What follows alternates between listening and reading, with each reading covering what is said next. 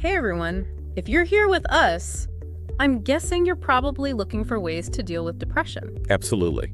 And, it can be a really tough thing to deal with. Yeah. But we're hoping to, offer some help, some hope, some direction. Definitely. We've been doing a ton of research, articles, stories about people who've been through it. Yeah. And it's incredible. Like, there's so many, powerful tools and strategies out there. Yeah. And what's really interesting is that all these pieces of our lives, they're all interconnected. Like what? Diet, social connection, everything affects our mental well-being. It's like a giant puzzle. It is. We're going to put it together for you today. Yeah. We're going to unpack 15 powerful strategies. Okay. We're going to break down the complex stuff All right. into clear, actionable steps. Sounds good. Okay, so first things first. Yeah. This is super important. Okay. Seeking professional help. Absolutely. That's the foundation. Yes. It's not a sign of weakness. It's a sign of strength. It is. You're taking charge of your well-being. Yeah. Think of it like this, if you were dealing with a physical health issue, you'd go to a doctor, right? Of course. Mental health's no different. Right. Therapists, they're like the doctors for your mental health. They're trained to guide you through this. Yeah.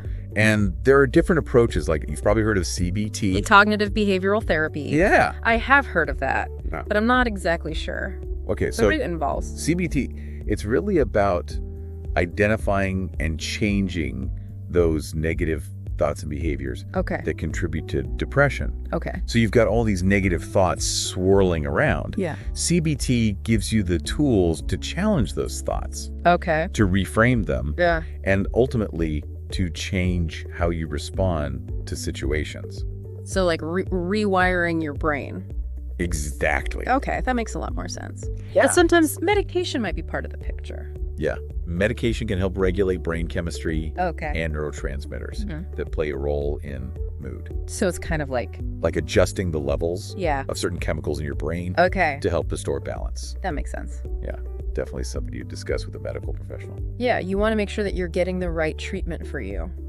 Absolutely. To find the right treatment plan for you. It's like finding the right combination Yeah. to unlock that door to feeling better. Exactly. And let's not forget about support groups. Yes, so support groups. That can be so important. Especially when you're feeling isolated, Yeah. overwhelmed, connecting with people who truly understand. They did it. They get it. It Yeah. can be so validating. It's Yeah. like having a shared language, Right. a safe space to share your experiences. Without judgment. Absolutely. You know what? It's not even just about the emotional support. Right. It's also about the practical support too. Mhm. Absolutely. Like having those people who Yeah. encourage you to, keep going with your treatment, Yes. to celebrate the small victory. Exactly. Yeah, It makes a difference. it really does. It's like having a cheering squad. Totally. Yeah. Helping you stay motivated, reminding you that you're not alone. You're not alone Oh. in this. All right, so we got to talk about this. Okay. Do it. Exercise. Yes, exercise. It is such a mood booster. It is. So what's the science behind that?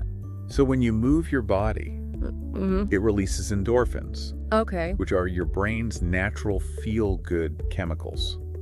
So like natural painkillers. Yeah, they act like natural painkillers and mood elevators. So your brain's reward system. It's like a brain's reward system, Awesome. giving you a little boost of happiness. Okay, but we're not talking about becoming marathon runners overnight, Yeah, right? No, not at all. What if you're not? The sporty type.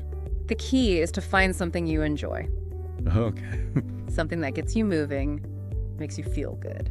Something that gets you moving. Yeah. It could be a brisk walk in nature, Okay. a dance class, yoga, swimming, Whatever you like. whatever lights your fire. I love that. Yeah. So, finding that thing that Yeah. doesn't feel like a chore, Right. that feels good. That feels good. Yeah. Make it a reward, not a chore. You know what else I found really helpful? What's that? Creating a routine. Oh, yeah. I used to resist routine, Okay. but I've realized that it can be so grounding. Especially when you're dealing with depression. Yes. And even the simplest tasks feel impossible. Overwhelming. Yes. Yeah. Structure and predictability Yeah. can be so soothing for the mind. Right. When everything else feels chaotic, a routine can provide that sense of stability and control. Okay.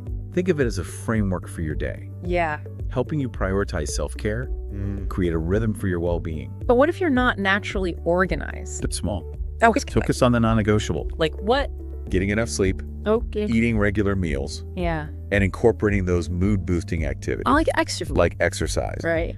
Once those become habits, Okay. you can gradually add other elements, Mhm. like hobbies, Okay. creative pursuits, Right. spending time in nature. It's like building a house, It is. brick by brick. Brick by brick. You start with the foundation. Yep. And then you add on as you go. Exactly. Okay, speaking of foundations, we got to talk about diet. Oh, diet. Yeah. It's so important. It's so important, and I used to think it was all about calories and weight. Yeah, But I've learned it's so much more than that. it is. It's about, It's about nourishing your brain, yeah, right? what we eat affects how we feel. Absolutely.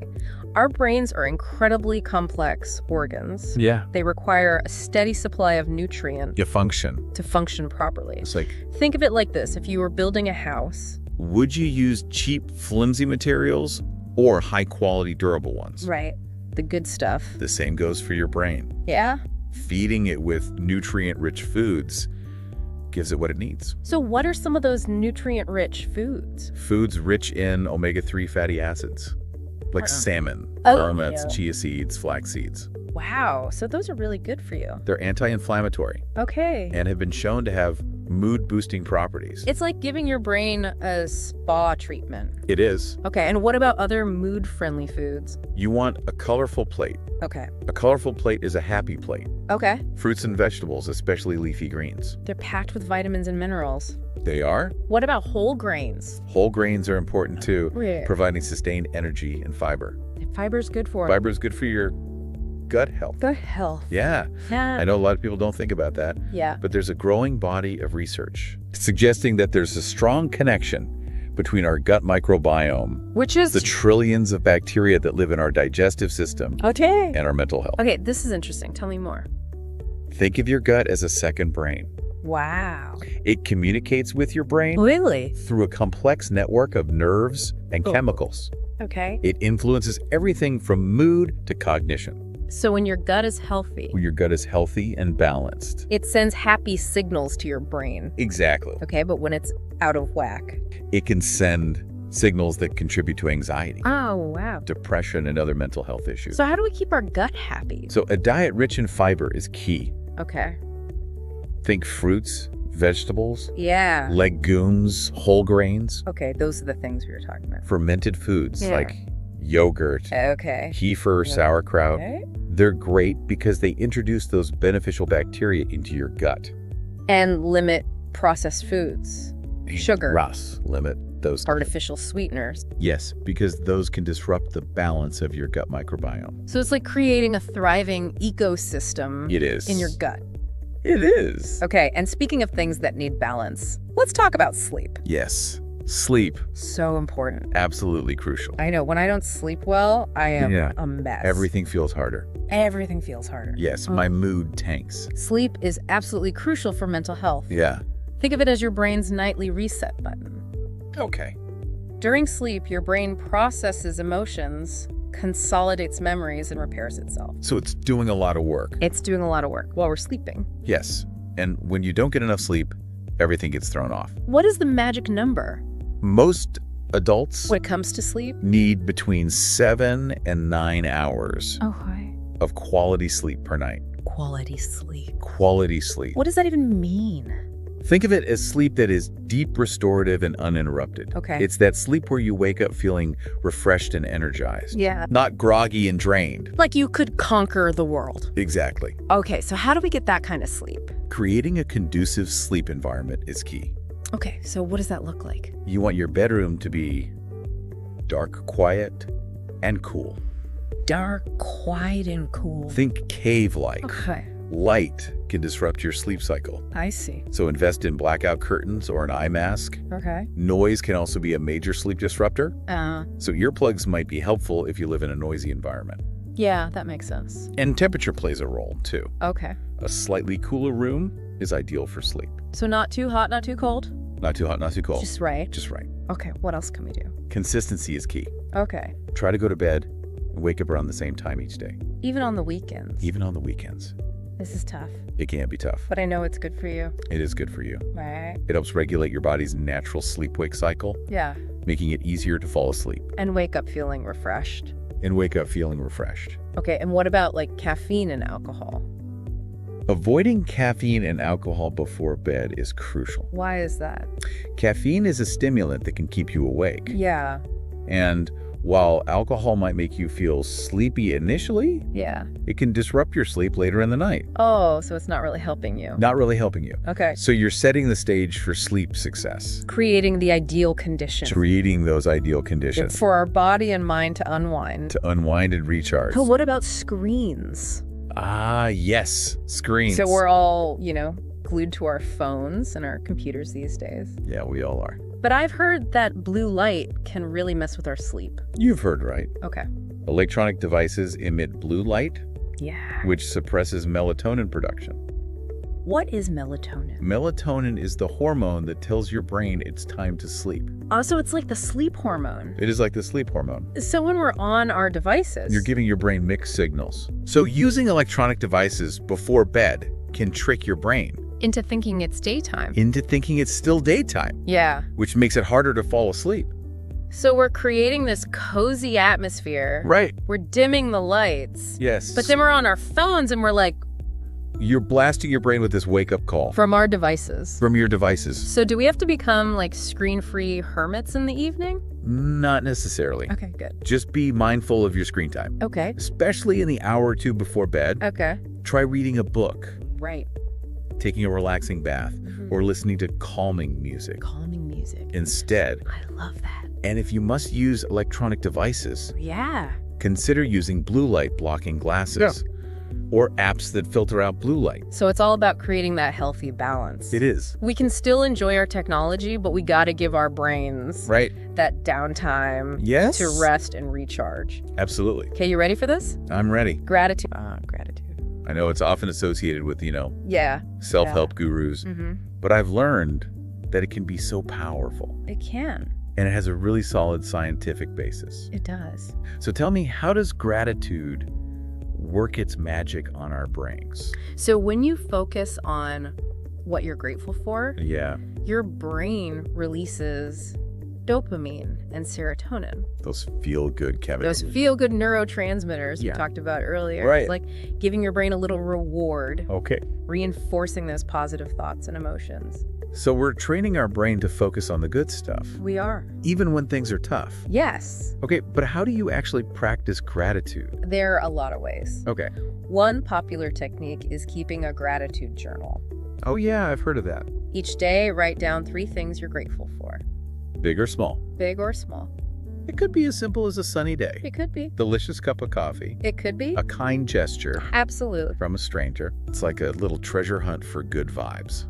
Love that. And the more you do it, the more you start to notice those little moments of joy Yeah. that you might have overlooked before. That you might have missed. Exactly. So we're training our brain to scan for the positive. Yes. Yeah. To see the good amidst the challenges. To see the good. Yeah, and over time, this can shift your overall outlook Okay. and improve your mood.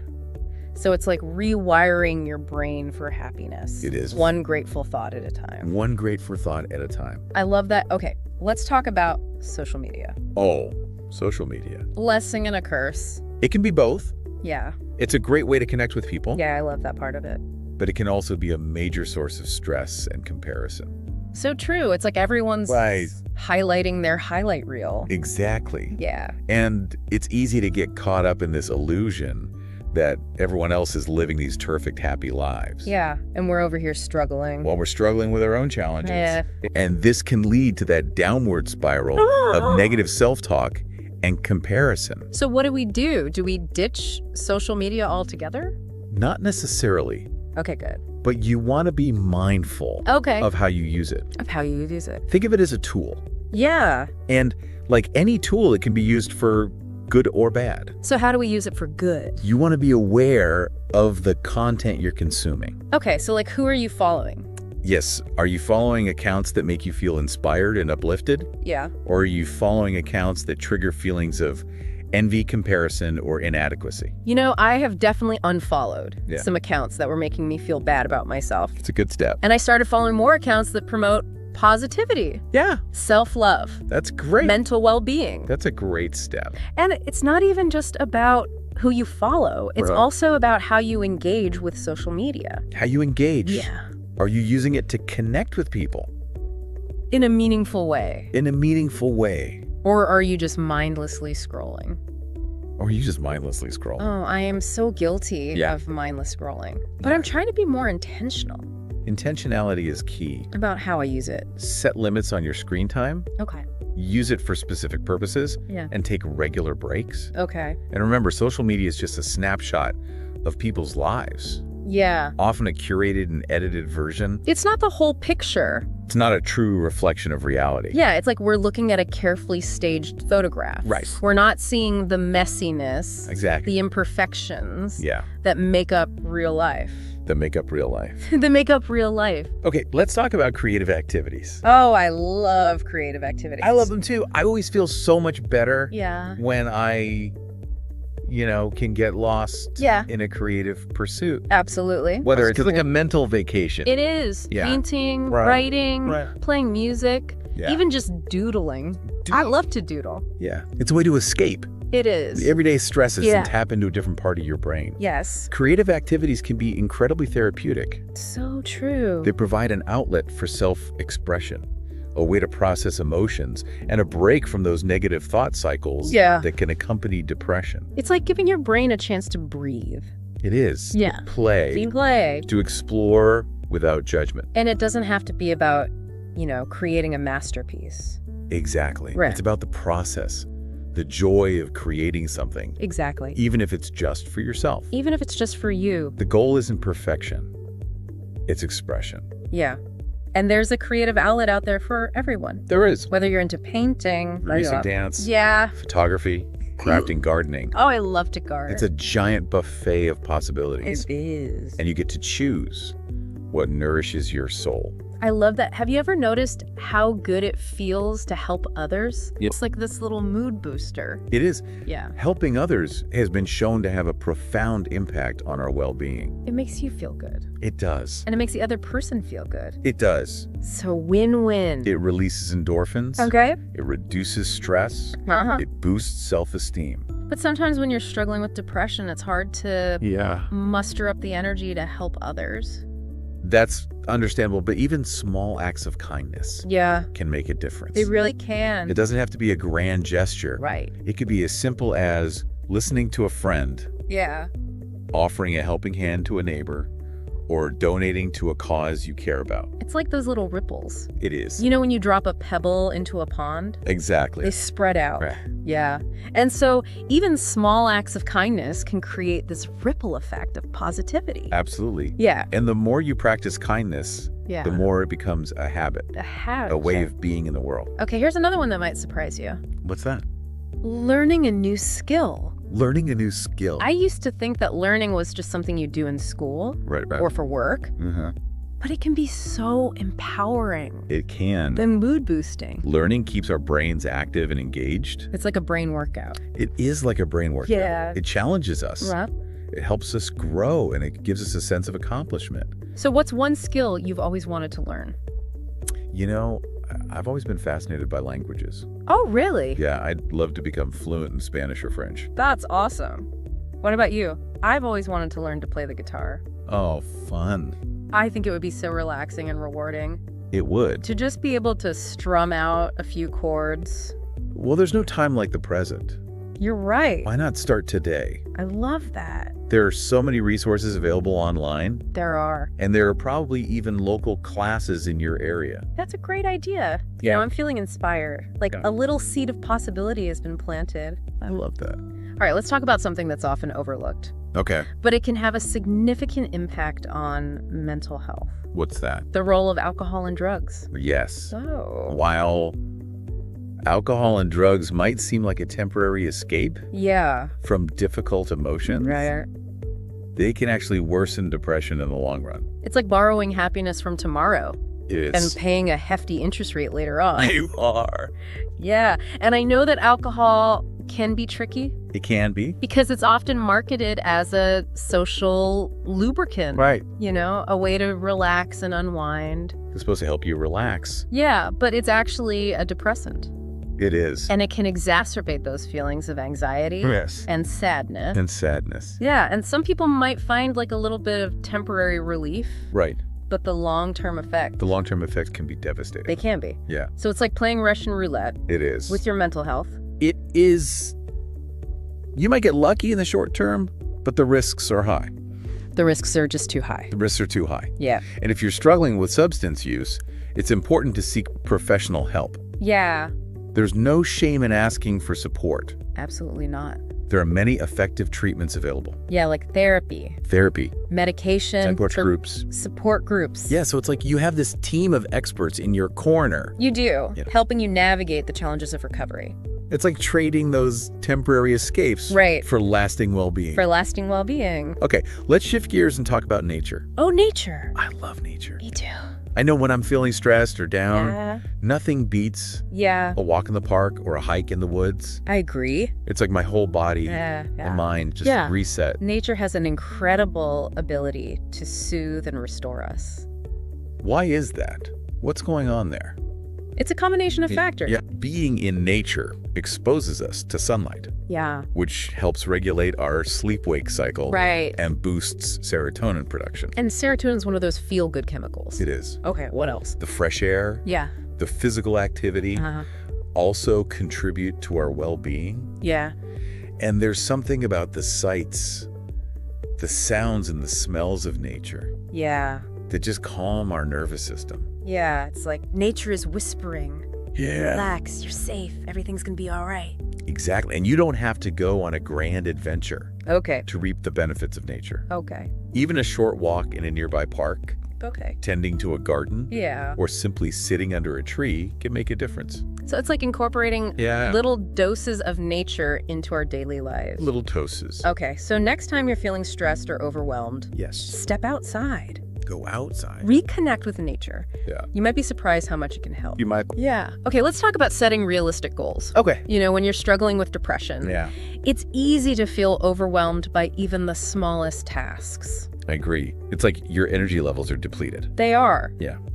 And even simple things, Yeah. like making a meal Yeah. or taking a shower, They're taking a shower. feel impossible. They can feel like monumental efforts. They do. That's why it's so important to start small Okay. and focus on achievable goals. Achievable goals. And focus on achievable goals. Achievable goals. Yeah, instead of trying to tackle everything at once, Right. break down your tasks into smaller, more manageable steps. It's like that one day at a time slogan It is, you see. in recovery programs. Exactly. Right. And celebrate your accomplishments. Yeah. No matter how small they might seem. It's like giving yourself a little pat on the back. It is. Right. Acknowledging those efforts. Yes. And reinforcing that sense of progress. Reinforcing that progress. And then as you start to feel more confident and capable, Yes. you can gradually increase the challenge level. The key is to build momentum, Yeah. to create a sense of forward movement, even if it's just one small step at a time. It's like we're creating a staircase. We are Yeah. to well-being, To well-being. and each small step brings us closer to our goal. But what if you stumble Yeah. along the way? Setbacks are a normal part of the journey. They are. It's important to be kind to yourself, Yeah. to acknowledge that you're doing the best you can, You're doing your best. and to remember that progress isn't always linear. Right. It's like learning to ride a bike. It is. You're going to fall a few times You are. before you find your balance. Right. The key is to get back on and keep pedaling. Keep pedaling, and remember, you don't have to do this alone. You don't. There are so many resources available There are. to support you on your journey. Right. From therapists and support groups to online communities Yeah. and self-help books. Okay, those are all great, and don't underestimate the power of your own inner strength Absolutely. and resilience It's like tapping into that inner well of courage and determination that we all have. that resides within each of us. Okay, so we've talked about professional help, exercise, diet, sleep, gratitude, social media, Creative activities, helping others, learning new skills, avoiding alcohol and drugs, connecting with nature. setting realistic goals, mindfulness. So mindfulness. Yes. Okay, so I'll admit, I used to think I know a lot of people do. that mindfulness was just some like new agey trend. Yeah. But the more I learn about it, Yeah. the more I'm convinced that it's a game changer. It can be. So break it down for us. Sure. What is mindfulness? So mindfulness is about paying attention to the present moment Okay, without judgment. without judgment. It's about noticing your thoughts, your feelings, and your sensations without getting swept away by them. Imagine you're caught in a rip current Oh, of negative thoughts. yeah. Mindfulness is like learning to swim parallel to the shore. I love that analogy. Yeah, allowing those thoughts to pass without pulling you under. Okay, so how do you actually practice mindfulness? Good question. Do you just like sit there and try to empty your mind? It's not about emptying your mind, Okay. but rather about becoming aware of its contents. Okay. There are many different techniques, but one of the most common is mindfulness meditation. Okay. I've heard of mindfulness meditation. Mhm. What does it actually involve? It can be as simple as finding a quiet spot, Okay. closing your eyes and focusing on your breath. On your breath. Notice the rise and fall of your chest, Yeah. the coolness of the air as you inhale, Yeah. the warmth as you exhale. Okay. And inevitably, your mind will wander. Our minds like to wander. They do. That's Yeah. normal. Okay. Simply acknowledge those thoughts Okay. without judgment Without judgment. and gently guide your attention back to your breath. It sounds so simple. It is simple. Is that really all there is to it? The practice itself is simple, but it can be challenging. Okay. At first, Yeah. our minds are wired to wander, Right. to jump from thought to thought. Yeah. We're thinking about a million things at once. Exactly. Yeah. But with consistent practice, Yeah. you can train your mind to become more present Okay. and less reactive Less reactive. to those negative thought patterns that can fuel depression. So we're building a muscle, You are a mental muscle. a mental muscle, Okay. strengthening our ability to stay grounded in the present moment, Even even when those negative thoughts start swirling around. which they inevitably do. They do. Yeah, and there's research showing that mindfulness meditation can have real benefits There is. for people with depression. It can reduce stress, improve sleep, increase focus, Wow. and even promote structural changes in the brain. That's incredible. It is. It's like we have this superpower Ew. within us, Yeah, and mindfulness meditation is the key to unlocking it. it's one of the keys. Okay, so are there other ways to practice mindfulness? Absolutely. Mindfulness isn't limited Okay. to formal meditation practice. Okay. You can incorporate it into everyday activities. Okay, like what? For example, when you're eating, Yeah.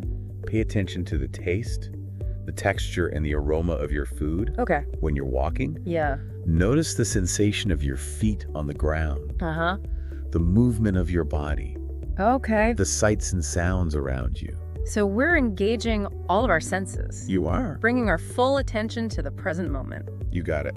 Okay, so we've talked about professional help, exercise, diet, sleep, gratitude, social media, Creative activities, helping others. learning new skills, avoiding alcohol and drugs, connecting with nature. Setting realistic goals and mindfulness. Is there anything else? One area we haven't touched on yet is sleep hygiene. Sleep hygiene. Sleep is essential It is. for our physical and mental health. And when we're not getting enough, And when we're not getting enough, it can make depression worse. it can exacerbate the symptoms. Yeah. I know when I'm sleep deprived, Yeah. I am not a happy camper. You're not alone. Yeah, it's like my fuse is so short. Yeah. And everything just feels, Everything feels harder to cope with. yeah, harder to cope with. Sleep deprivation affects our mood, Okay. our energy levels, our concentration, Ah. and even our immune system. So what exactly is sleep hygiene? So sleep hygiene is about creating a conducive environment Okay. and adopting healthy habits Okay. that promote restful sleep. So we've talked about some of these already, right? We have, Like avoiding screens before bed, yes, creating a relaxing bedtime routine, exactly. those cave-like bedrooms, Yes, free from the glow of our devices. yes. But what are some other sleep hygiene tips? So consistency is key. Consistency, Try to go to bed and wake up around the same time each day, even on the weekends. even on the weekends. I know, it's tough. It is tough, Yeah. but it helps regulate your body's natural sleep-wake cycle. So it's like setting an internal alarm clock. It is. Okay, but Yeah. what if you're struggling with insomnia? If you're lying in bed for more than 20 minutes without falling asleep, Yeah. get out of bed Okay. and do something relaxing, Like what? like reading Okay. or listening to calming music. Okay, no TV, No TV, no phone. no phone, Okay. because the blue light can interfere with sleep. Right, and then once you start to feel sleepy, you go back to bed. Exactly. So we're breaking that cycle of frustration You are. and anxiety. That can build up when you're struggling to fall asleep. And if you're still having trouble sleeping, Talk to your doctor. talk to your doctor. There might be an underlying medical condition Okay. contributing to your sleep problems, or they might recommend cognitive behavioral therapy for insomnia, CBTI. CBTI. What's that? It's a type of therapy Okay. that helps you identify and change those thoughts and behaviors that are interfering with your sleep. Oh, so it's like rewiring your brain. for better sleep. For better sleep. Similar to how CBT can help rewire your brain Exactly. for a more positive outlook. Exactly. And just like with mindfulness meditation, Yeah. it takes time and practice Okay. to develop healthy sleep habits. So it's worth it. But the payoff is worth it. A good night's sleep can make such a difference It can. in how we feel. It's like hitting the reset button It is. on your mood, Yeah. giving yourself a fresh start for the day. Okay, so we got to talk about connection. Connection. Because humans are social creatures. We are. Right. We thrive on connection. We do. And when we're struggling with depression, it's easy to isolate ourselves. To withdraw. To withdraw from social interaction. Yeah. I know when I'm feeling down, I tend to hibernate. Yeah. Retreat into my little world. But that can backfire. It does make you feel more isolated. It does. More lonely. Isolation can become a vicious cycle. So, how do we break that cycle? Start small. Reach out to one person you trust. Mm-hmm. A friend, a family member, or a therapist. Yeah. Just talking to someone who cares about you Yeah. can make a difference. It's like letting a little bit of light into that dark space. It is. Reminding yourself that you're not alone. Exactly. And even if you don't feel like going out Yeah. or socializing, Right. there are other ways to connect. Like. Join an online support group. Okay. Volunteer for a cause you care about. Yeah. Or even just strike up a conversation with someone at the grocery store. Like those little acts of kindness we talked about. They not only benefit others, but they also nourish our own souls. Yeah. And as you start to feel more connected and supported, Right. you might find that you have more energy, Yeah. more motivation to do those other things, Exactly. but support your well-being. Like exercise or creative pursuits. Yeah. So it's like all these things are interconnected. They are, right. Yeah. Supporting each other. They're all supporting and reinforcing each other. But what if you've tried all these things Yeah. and you're still struggling? It's important to remember that depression is a complex condition. It is. And there's no one-size-fits-all solution. Right. What works for one person might not work for another. Totally. And sometimes it takes time to find the right combination Yeah. of strategies and support. It's a journey. It's- Self-discovery. It is a process of experimentation and exploration Yeah. To find what works best for you. to find what best supports your unique needs. And be patient Be patient with yourself. with yourself. Acknowledge that healing takes time Yeah. and celebrate those small victories along the way. And remember, And remember, you're not alone. you are not alone. There are people who care about you. There are. Professionals who can help. Yes. And resources available Absolutely. to support you on your journey. We'll delve deeper into other strategies and resources in the next part of this deep dive. Okay. We'll be back soon. We're back, and we've got a few more things to cover before we wrap up our deep dive into strategies for overcoming depression. Yeah, we've talked about so much already, Yeah. but there's still a few more nuggets of wisdom to share. I'm ready for those nuggets. What do you got? One area that's often overlooked is the power of light therapy. Light therapy. I always thought that was for, like, Yeah. seasonal affective disorder, SAD. Yeah, a lot of people think that, Yeah. but it can actually be helpful for other types of depression too. What is seasonal affective disorder? Like, is it... It's a type of depression Okay. that's linked to the shorter days and reduced sunlight exposure during the fall and winter. So, like the winter blues? Some people call it that, Okay. but it's a real form of depression Right. that can significantly impact mood, energy levels, and overall well-being. So it's more than just the blues. It is. Okay. So how does light therapy work? It involves using a special lamp Okay. that emits bright light similar to the intensity of sunlight. So you're not just like basking in the sun all day long? No, not at all. Okay. The idea is to simulate the effects of sunlight on your brain. So like you're giving your brain a dose of sunshine, Exactly. even when it's like gloomy outside. Even when it's gloomy outside. Okay, but how does that actually make you feel better? The light from the therapy lamp enters your eyes Okay. and sends signals to your brain, Okay. influencing the production of certain hormones and neurotransmitters that regulate mood, sleep, and energy levels. It's like flipping a switch in your brain. It's like flipping a switch, Yeah, signaling that it's daytime, signaling that it's daytime, even when it's dark and dreary. even when it's dark outside. I can see how that would be really helpful for people who are struggling with SAD Yeah, especially during those long winter months when the sun's not out as much. when sunlight is scarce. Yeah. Yeah. But can it also benefit people with other types of depression? There's growing evidence that it can, Really? particularly when used in conjunction with other treatments like therapy and medication. Okay, so it's like an add-on. Yeah, it can boost mood, improve sleep, increase energy levels. It's like adding another layer of support. It is. So if someone's interested in trying light therapy, where do they start? It's important to consult with your doctor or a mental health professional Okay.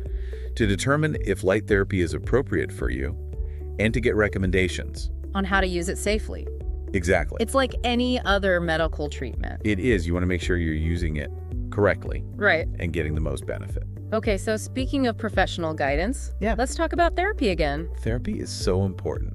I agree. It can be a lifeline. It has been a game changer for me. It's giving you a safe space It has. to process your emotions, Process my emotions. challenge your negative thoughts, Yeah. and develop healthy coping mechanisms. It's like having a personal trainer It is. for your mental health. Yeah. But how do you find the right therapist? That's a great question.